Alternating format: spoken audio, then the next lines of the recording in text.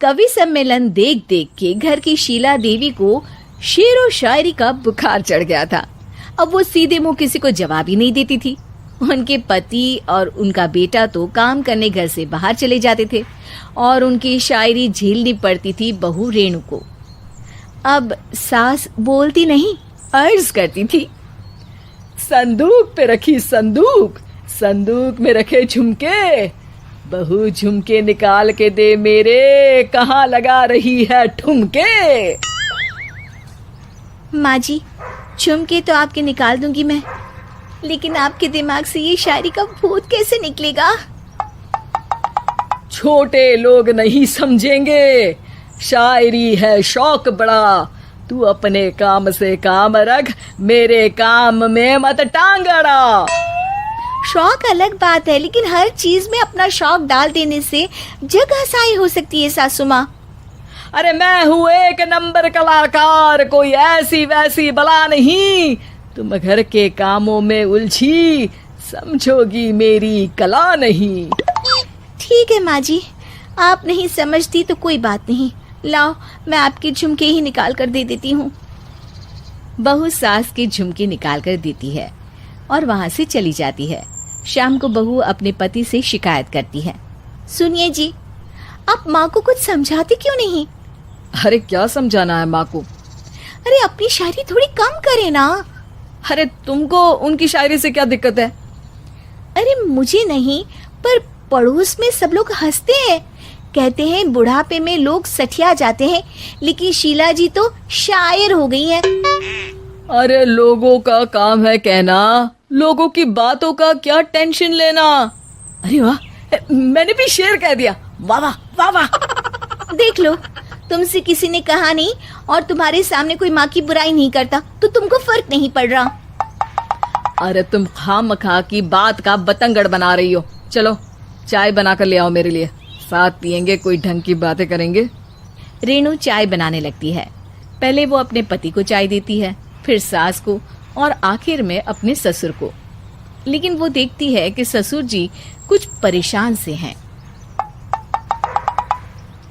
क्या हुआ ससुर जी, कोई बात हो गई है क्या? अरे तेरी सास बात बात पे शायरी करती है। कल मैंने पूछा कि खाना खाया तो तेरी सास ने क्या जवाब दिया पता है?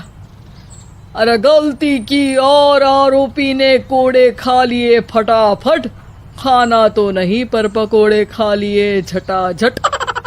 अब बता क्या जवाब दूं इस बात का? वो तो सभी से शायरी में ही बात कर रही हैं, मुझे भी समझ में नहीं आता कि क्या करूं मैं। बेटा उसको उसी की भाषा में जवाब देना पड़ेगा। मैं तो आम बातचीत में भी उसके सामने कुछ नहीं बोल पाता, शायरी में क्या बोलूंगा भला। ससुर ने जैसे ही कहा कि उसको उसी की भाषा में जवाब देना पड़ेगा, बहू को ये बात जच गई। अगले ही दिन वो शायरी की कुछ किताबें लेकर आई और शायरी की प्रैक्टिस करने लगी ताकि सास को उन्हीं की भाषा में जवाब दे सके। उसने दिन रात एक कर दिए। एक दिन सब साथ में बैठकर टीवी देख रहे थे, तभी रेणु सबके लिए बिरयानी बनाकर लाती है, लेकिन सास को बिरयानी भाती नहीं। कौवा करता काऊ काऊ, चिड़िया बोलती ची ची, इतना खराब बिरयानी बनाई है कि मुंह से निकले छी छी। बस इसी मौके का तो बहू को इंतजार था, क्योंकि अब बहू सास को उसी की भाषा में जवाब देने के लिए तैयार थी। माँ जी, हमको अपनी ये बेकार शायरी ना सुनाइए, जैसी भी बनी है बिरयानी चुपचाप खाइए। ससुर जी और रेणु के पति ने रेणु का जवाब सुनते ही जोर से ताली बजाई और सास ने जब रेणु का शायराना जवाब सुना तो उनके गले में बिरयानी अटक गई।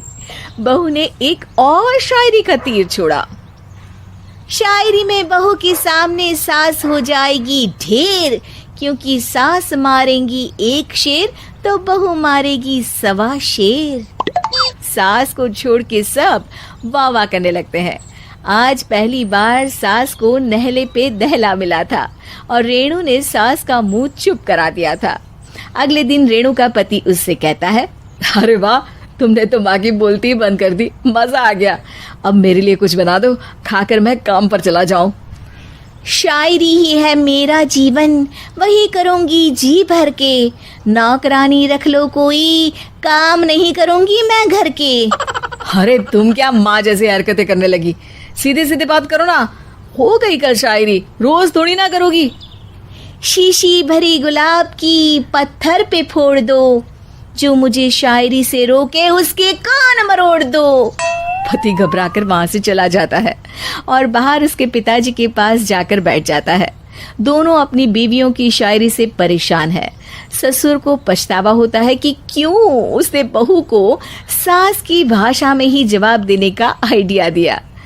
अब तो घर में दो दो शायर हैं। दोनों एक साथ दुखी स्वर में कहते हैं, हम दोनों की ही बीवियां जब से शायर हो गई है, क्या बताएं, जिंदगी एक फटा हुआ टायर हो गई है।